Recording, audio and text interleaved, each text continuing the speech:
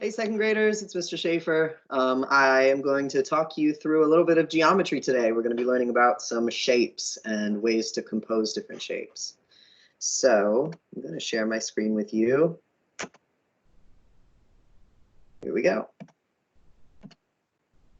We're learning how to compose two-dimensional shapes. And there's another fancy word for two-dimensional shapes. It is polygons. We're going to get into that a little bit more in a second. Two-dimensional shapes are any shape with sides that connect. Here are a few. You probably know these. Call it out if you know it. Square, triangles. This is a rhombus. You might have said diamond, but technically it's called a rhombus. And hard one, this is a trapezoid. All right, another word for all these shapes is polygons. Everybody say polygons. A square is a polygon with 4 sides and 4 vertices. Let's talk about what that means. A vertex, the plural is vertices, are the places where the sides meet together. So this is the first side, second side, third side, and fourth side. And this would be vertex 1. So you see where the 2 sides come together? It's kind of like the corner. Here's vertex 2, here's vertex 3, and here's vertex 4. So you can see the square has 4 sides and 4 vertices. All right. A square is a type of rectangle that has 4 equal sides. A rectangle is not a square when it has 2 pairs of equal sides. This is a rectangle, so you can see how this side and this side are the same length, but then it has 2 shorter sides that are the same length. It doesn't have 4 equal sides like a square. So even though a square is a kind of rectangle, not all rectangles are squares. Some rectangles have 2 longer sides and 2 shorter sides. Okay, so here's a triangle. A triangle is a polygon, again, a shape, with 3 sides and 3 vertices. So here's the first side, the second side, and the third side. And a vertex, again, is where the sides meet. Here's our first vertex, our second vertex, and our third vertex. Now over here on this triangle, this is a different kind of triangle, but it's still a triangle because it still has 3 sides and 3 vertices. So here's the first side, the second side, the third side, and then we've got vertex 1, vertex 2, and vertex 3. It doesn't matter what order you put the sides and the vertices in, just as long as you know that there are 3. 1, 2, 3. What about a rhombus? A rhombus is kind of like a square. How's a rhombus different from a square? Look at it carefully. A rhombus is different from a square because the angles are different. So look at this vertex right here. This vertex is a little bit different than our square's vertices because our square's angles were exactly right angles. That means that they met together like the corner of a table. This isn't usually what a table looks like.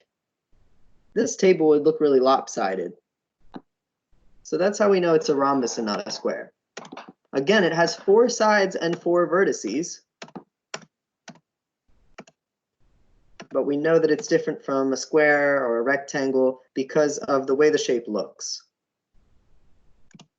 All right, a trapezoid is a polygon with 4 sides and 4 vertices. Again, there's so many with 4 sides and 4 vertices. This one's a little bit different. Whoops, where's my shape?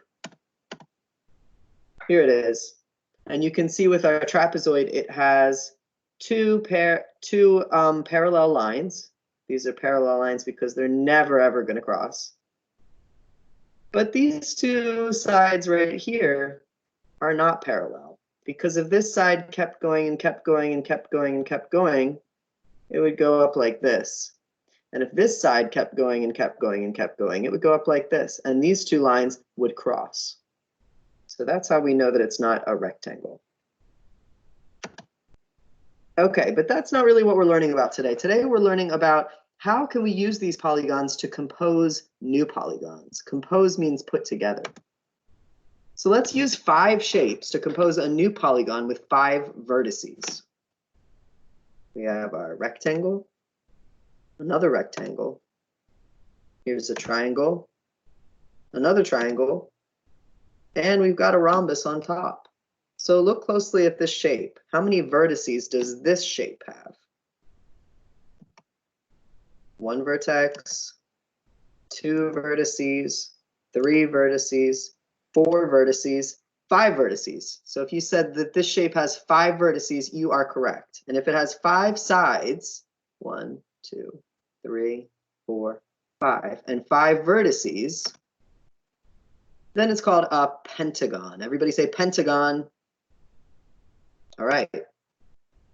If we're using 1 green shape, 1 blue shape, and 1 red shape to create a new shape, I'm going to try to make this shape with 6 sides. Let's see what happens. Here's our red shape. Here's our green shape. What's this red shape called again? Trapezoid. What's the green shape called? Triangle. And what's this blue shape called? A rhombus. Does this have 6 sides? 1, 2, 3, 4, 5, 6. It does. And it also has 6 vertices. This is called a hexagon. It has 6 sides and 6 vertices. All right, it's your turn. Use the shapes to compose new polygons and complete the worksheet on the class story. I posted it on there. You can either write down your answers, and if you have a printer, you can print off the worksheet and the shapes and use those. But either way, you can submit it into the portfolios. So that's it for now. I will see you guys next time. Bye. Have a great day.